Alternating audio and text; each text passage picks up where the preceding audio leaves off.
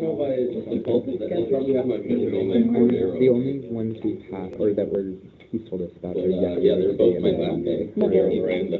And then he said we'll have a break. Okay. I'll have to like run All right. after Monday. Let us learn. Announcements when I come. Oh.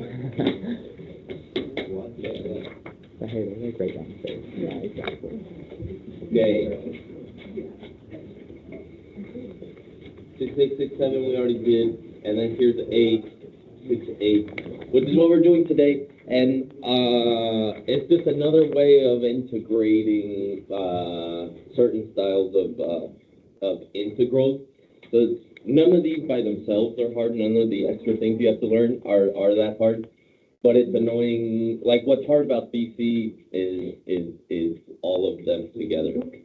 Like whereas AB only have to integrate in 2 different ways. Like either they have to simplify and then integrate, or they have to do substitution. You guys have to filter through 5 things and be like, which one of these do I do for this particular integral?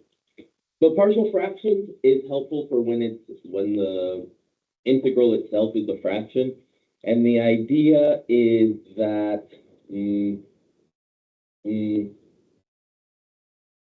like if you get an integral of this type of fraction, like let's say I was taking the integral of this, you guys don't have to edit this because they're coming up in a second. But if I wanted the antiderivative of this, then you can see, like, maybe I would try u substitution, but then this isn't the derivative of the bottom, so that wouldn't really work, and then kind of I'm out of ways because, like, the thing we learned yesterday about completing the square wouldn't work, long division doesn't work, because this is smaller than this. So the thing to do is to go like this. Watch this. Watch this. The idea is that if this were to factor, you can, actually, let me start the other way, with more basic math. More basic math that you guys learned in like 5th grade maybe, is that if you have this 1/3 plus 1/5, that's the same thing as you would get a common denominator, and you would say that this is 5/15 plus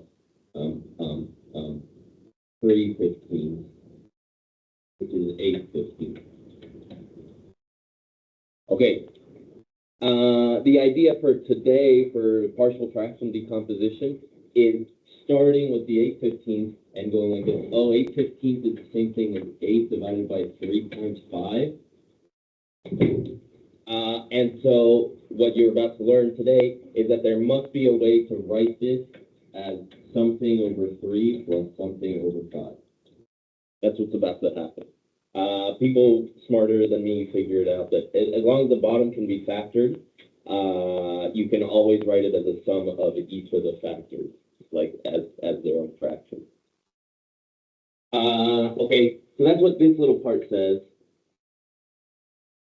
Is that now more abstractly, if it's not 3/5 and 1/3 or whatever I said, if it's now like with polynomials on the bottom, the same thing applies, where if you add these 2 guys, the way you learned in Algebra 2 was to get a common denominator, so you multiply this one by x plus 4, then you multiply this one by x minus 1, and if you did all the algebra and arithmetic and all that, you'd get this fraction as a result. But what you're learning today is that obviously the reverse also works, that if you start with this fraction, then there must be a way, since the bottom of this factor is x minus 1 times x plus 4, there must be some way to write it as something, I don't know what, over x plus minus 1 and something over x plus 4. If you figure out what these 2 numbers are, then it's helpful for integrals. Okay, am I explaining this okay? Okay, well then, that's kind of all I would, let me just make sure that I don't want to say anything else. You already know combined through front, proper rational function, maybe different cases. Oh yeah, Yeah, that in this class, you'll only learn one very simple type of partial fraction decomposition. Maybe if you were in college, though, you'd see, or in fact, I know for a fact that if you were in college, you'd see different cases, but we don't have to worry about them today. In this class, you just have to worry about if this factors into two like linear unique terms. It'd be something different. You'd do a different, slightly different process if it was like x squared times x minus 1. This x squared term you'd have to do in a different way. But you don't got to worry about that. Some cases repeated, yeah, okay. That's what I was thinking down here, is that you should, if you're interested, you can look into those.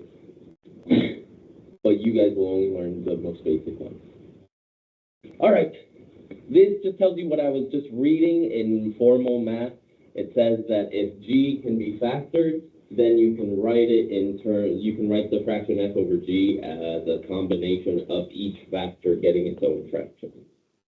The only thing that I should point out from here is that this will only work if your fraction to start with is like fully reduced. As in somewhere on here it says, there it is, that g, the bottom degree has to be bigger than the top. Otherwise, you have to make it, like, you have to divide it to make it a proper, like, fully reduced fraction, and then you can do partial fraction decomposition. Okay, so all of that, if that's meaning nothing to you, you will see what I'm talking about as we do an example. So look at that one. Integral of this stuff. First of all, let me say, like, this kind of looks a lot like yesterday's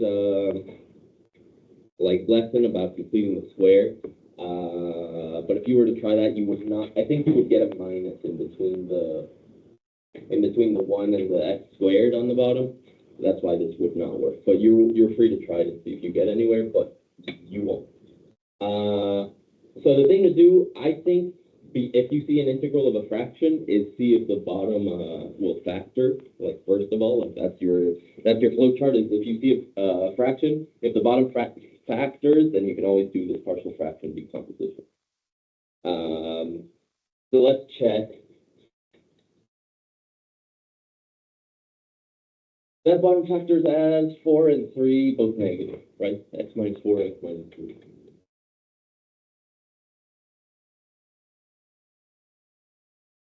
Okay, then here's the new part. The partial fraction decomposition, the way that works is you say, oh, okay, this can be factored as two unique linear terms. So therefore, I must be able to write this as something over x minus 4 plus something over x minus 3. And I don't know what these things are. You'll have to figure that out. So like traditionally, people use capital A and capital B. But the thing is that these fractions will be much easier to take the antiderivative of than the original fraction that's been all combined. Okay, so now we just have to figure out what is A, what is B, and then it's easy to take those antiderivatives. So the way to get that A and the B is to use what you know about the original fraction. You already know that if I were to combine these two fractions, I need to get back to the original fraction. Like if this truly is equal, then combining these two fractions should get me back to the original. So what I mean is, I won't show this step every time, but for the first one, so you see the intuition.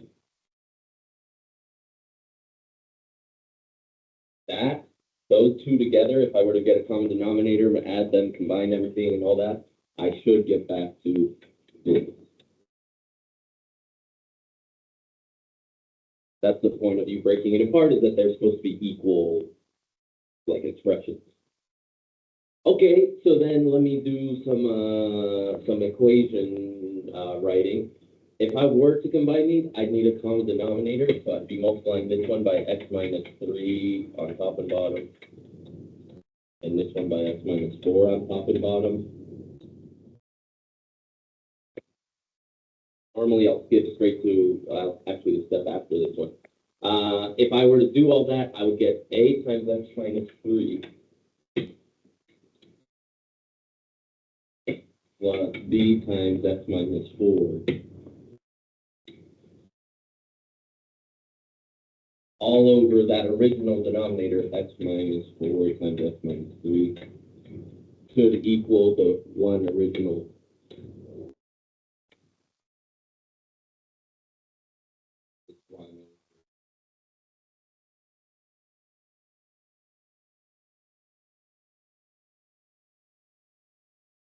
Okay, good or too much math at once? Okay. All right, cool. And then what this tells me is that, oh, look, the bottom is, I don't even have to worry, the bottom is already equal to each other. Like this equals that already. So I just have to worry about when does the top equal 1 in this case. So when does this numerator equal that original numerator?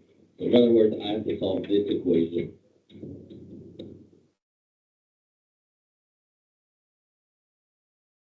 For A and B. Okay. And then, oh shoot, I forgot. I remembered yesterday and then I freaking forgot to check in on you guys. It's okay. Clearly this is more important. We can probably just take a message. Okay. Yeah, it's okay. It's not forever. They only have a few lessons. And then You can always next switch it to like week a lunch or something too. Oh, okay. You know what I mean? Like it doesn't have to be Friday mornings if that doesn't work. So we can switch at it. It's all good. Okay. All right. Yeah, I'll send you what I think. Sorry to interrupt your No, I'm sorry. interval in your. It's fun. No, it is fun. All right. So this side has to equal that side. And there's like a formal way to do these that is a little bit more difficult. And there's like a way to cheat and get the right answer, which is what I'm going to teach you. So the formal way would be to distribute all this and then to, here, just so you see it and I won't teach you all the way, but just so you see what you really should be doing, do not write this. I'm going to erase this because this is the hard way to do it, would be to say a times x minus a times 3 plus b times x minus b times 4 should equal 1. And then you're supposed to compare this side to this side and say, oh, okay, look, if there's 2 x's on this side and no x's over here, so it must be that a plus b cancel out to get 0. And then this 3a minus 4b should end up being 1 because those are the constant terms. And you solve this system of equations. That's the hard way to do it. Basically, you compare this side to this side. Everything with an x should match everything with an x over here. Everything that's constant term should match the constant terms over here. The cheating way to do it, the easier way that I think, is to just choose, like, for reasons that I can get into maybe 1v1, the idea here to do is to say, oh, this has to be true for all x values. So if I just choose some strategic x values, then this will be very easy to solve. So what I mean is, if I first choose to plug in x equals 3 to all the x's I see, then this one you can write down. This is the way that we will do it. If I choose x to be 3, then you can see that this would become a times 3 minus 3 should equal b times 3 minus 4. Or sorry, this plus this should equal the one that I started with originally. Cool, all right. So then this 3 minus 3 would be 0, and now I just have to solve this equation. 3 minus 4 is negative 1b should equal 1, meaning that b should be negative 1. Boom. And then if I choose another strategic x, like x equals 4, then the b will cancel and the a will be equal. A times 4 minus 3 equals 1. And then 4 minus 3 is 1. So 1a equals 1. In other words, a equals 1. Boom, there's my a and my b.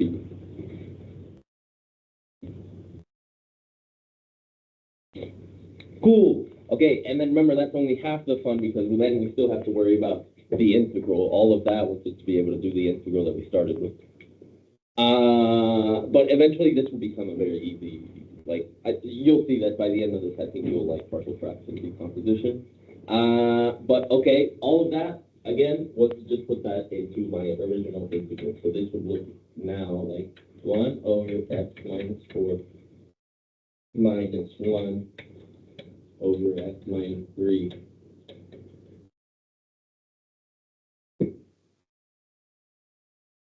Nice. And then now I've been talking for a long time, so let me check your intuition. Why am I saying that these are easier to get the antiderivative of? You guys see the antiderivative? It's not super obvious the first time you see it. Yeah, okay. No. Yeah, no, these aren't tangents, are time. These are just, if you do some u substitution, which I will normally skip, but I gotta tell you when not to skip it. If you do some u substitution, they'll just end up being natural logs of this or natural logs of that. So watch this. I'm gonna split it just so I can do some u substitution formally. Remember, when you're adding or subtracting two functions, you can just integrate this one, integrate that one. And I'll do u substitution on the first one, and then I'll skip it on the second one, because you'll see what the pattern is. So if I say u equals x minus 4, then du equals dx. And then if I start to, let me know if this is too fast, but if I replace everything in that first integral, I would get 1 over u du minus, I'll worry about this one instead. And then this 1 over u is what I'm talking about, the natural log, the antiderivative of 1 over u is natural log of u, which, if I plug in back dx, is get natural log of x minus 4.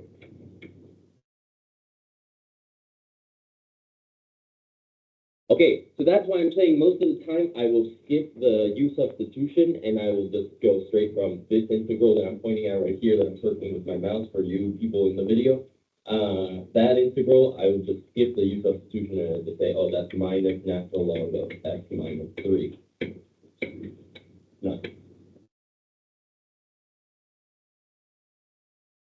Cool, but a warning for you. Listen, listen, listen. When would you, well, maybe it's not super obvious, but can you guys think of a time where you would definitely not want to skip the u substitution? Maybe I should give a hint, but I'm trying to see if anybody can do it by themselves. All right, the thing is that skipping this u substitution is totally chill as long as this happens, that du is dx, like straight up. So when can you guys now think of a time when du would not be dx and you couldn't skip the u substitution? Yes.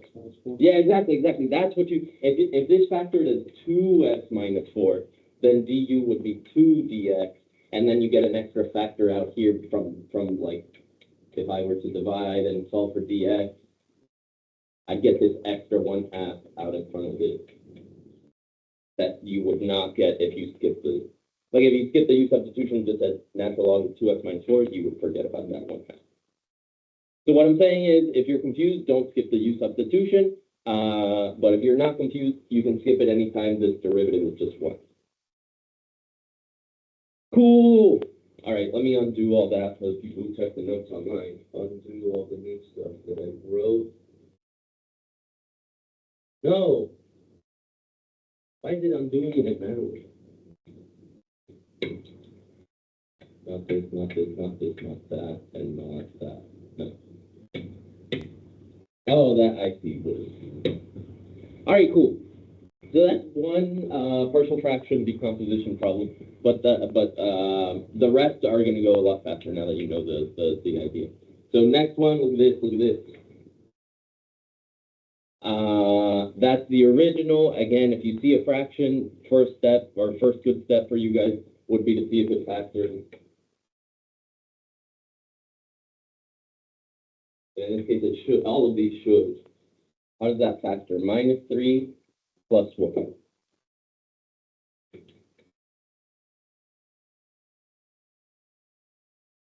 Okay, there you go.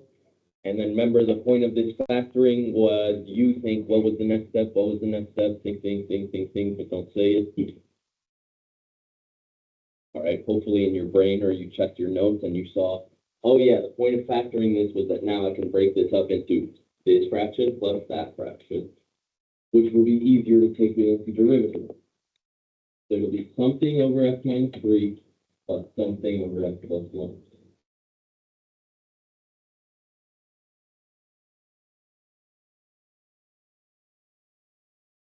Okay, and then again, we don't know what those somethings are, so we call that A and B.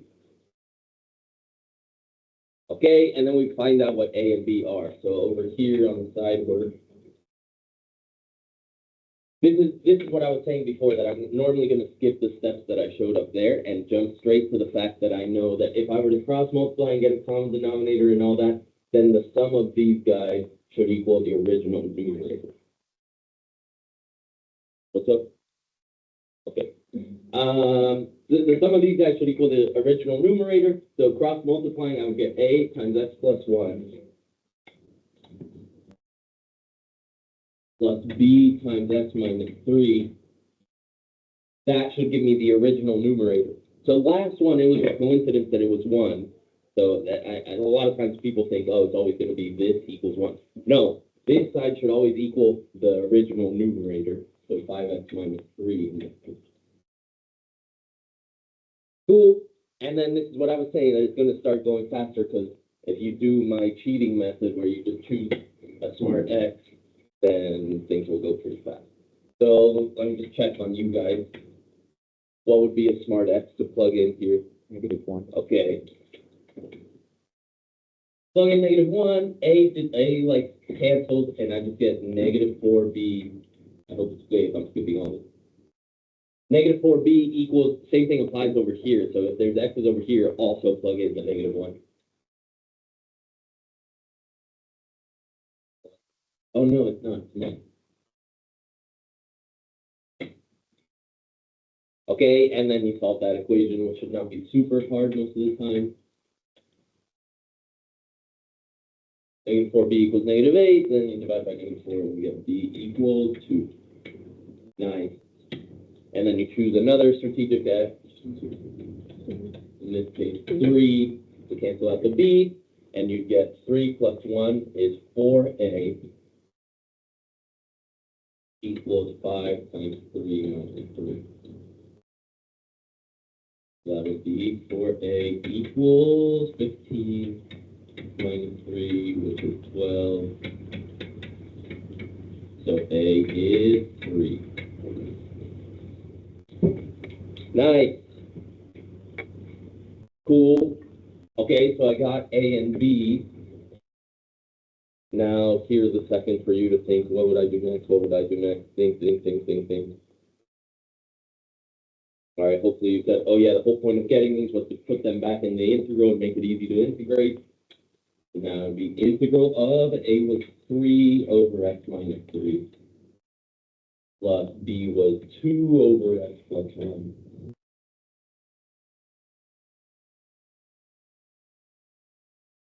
And then in this case, safe to skip you substitution or no? Yeah, okay, all right, good, yeah. Yeah, it should be safe because the derivative of the bottom is 1, the derivative of the bottom is 1, the du will equal dx, so you can skip all that. You got natural log, oh, sorry, 3 on top, so 3 times natural log of x minus 3, plus 2 times natural log of x.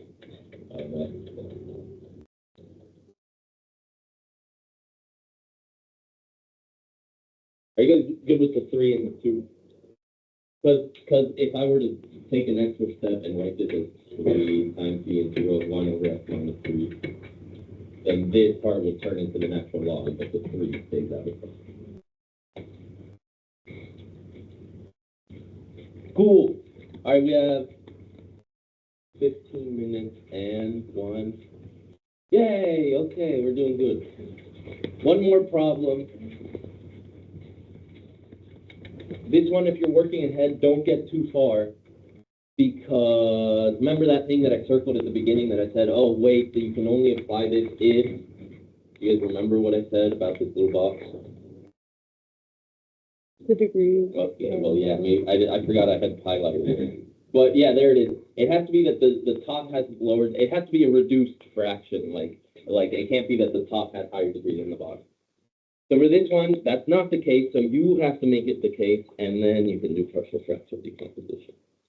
So this is something that I planned on getting through yesterday, but we didn't, so we'll get through it today. It's long polynomial long division, that's what we'll do, which sounds hard, but it's good that you'll remember it really quick, and then good things will happen. So let's do it. Gotta divide.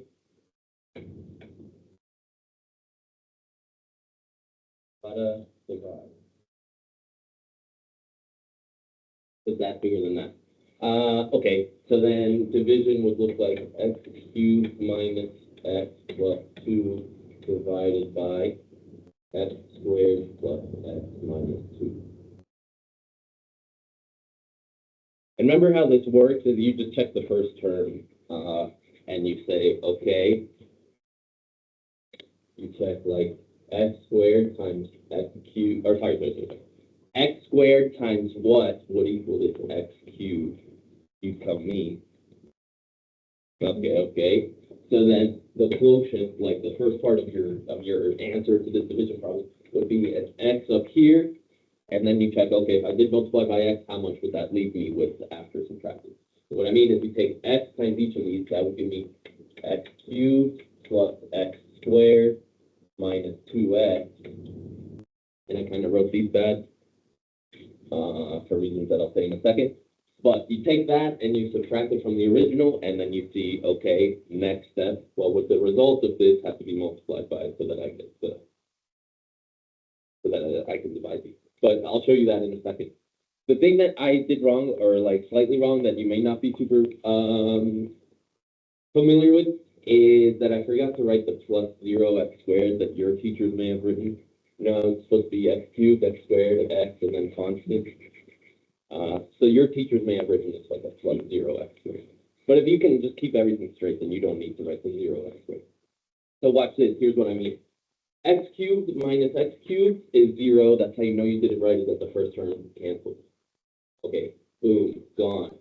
Then here's what I'm talking about. 0x squared minus 1x squared would be the minus 1x squared. Like that's what I'm saying. That's why your teacher did it, is to keep everything in line and be able to subtract easily. Then negative x squared minus negative 2x. Let me check on you guys. What would that be?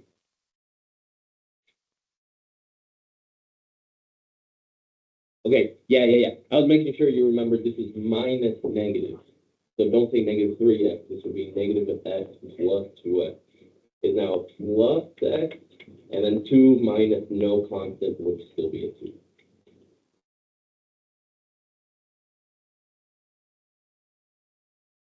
Dang, and then it looks like you almost get the same thing, but so it looks like this might divide like perfectly, but it won't.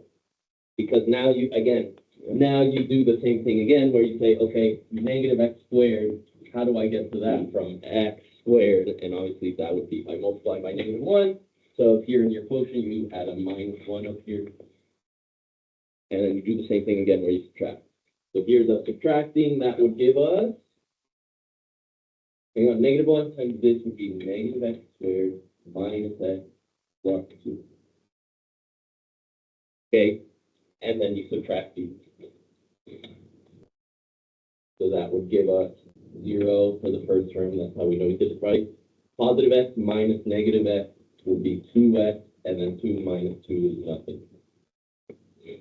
Nice. And then you check again, technically. X squared times what would give you 2x? Oh, shoot, this is a lower degree, so I'm done. And so your quotient would be x minus 1. That's what I get when I divide this, with a remainder of 2x. So the way you would write that, for reasons that I can get into later if you want, like I can give you an intuitive reason why. But the way you'd write this is you'd write it as quotient plus remainder of 2x over original denominator.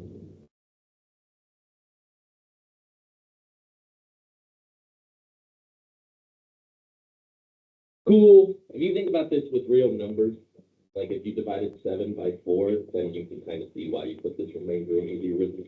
But I'll let you think about that. And then, what was I going to say? Oh, and then a lot of this doesn't even need partial fractions, but this last fraction obviously will. So how does this go? This goes like this.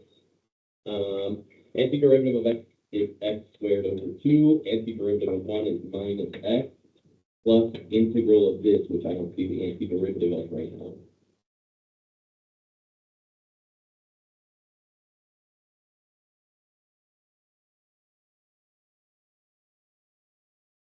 Okay, and then this is the part you need partial fractions for.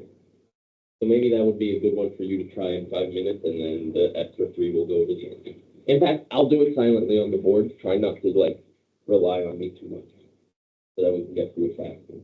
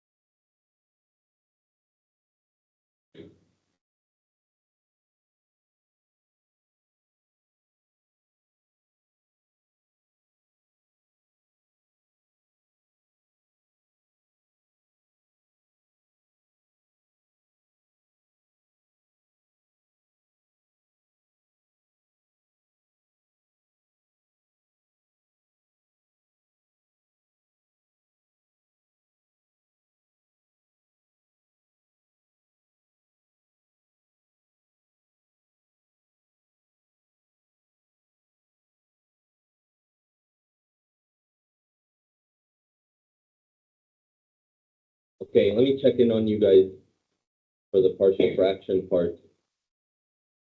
I don't know if you're done or not, but for the partial fraction part, I got A is 2/3 and B was 4/3. You guys there? Okay. Well, if you need the explanation. The bottom of this fraction factors is x minus 1 times x plus 2.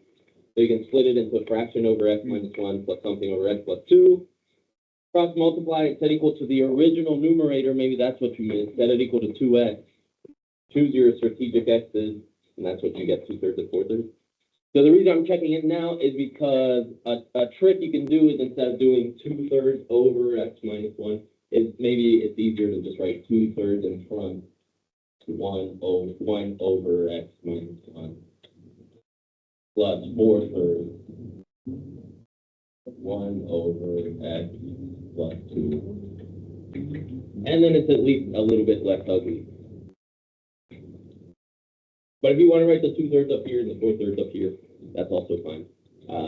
I just like this way, it's a little nicer. And then final answer will be, I will skip the u substitution. Again, try to remember like to check every time, am I safe to skip it or not? But in this case, you are safe. You get 2/3 natural log of x minus 1 plus 4/3 times natural log of x plus 2 plus b. Nice. All right, that's almost it from me. One thing I will say is that if you ever see this on, well, you will see this on your AP test, and sometimes on the multiple choice, they'll be really tricky, and they'll use log to combine these in weird ways. Like, remember how log plus log is the same thing as log of this times that? I guess combine it with a single log. Sometimes they'll do that, sometimes they'll leave it separate, so just be ready for that. But I think you'll see enough practice problems that you'll get used to that by May. All right, good job, y'all. This is a lot of you guys that show up each day. Good job. One more that we have to do. Actually, a couple more maybe. So Monday, be back at 8 if you're liking being here in the morning. And we'll do 10.9, I got. and then we'll be done with unit 6. I got this.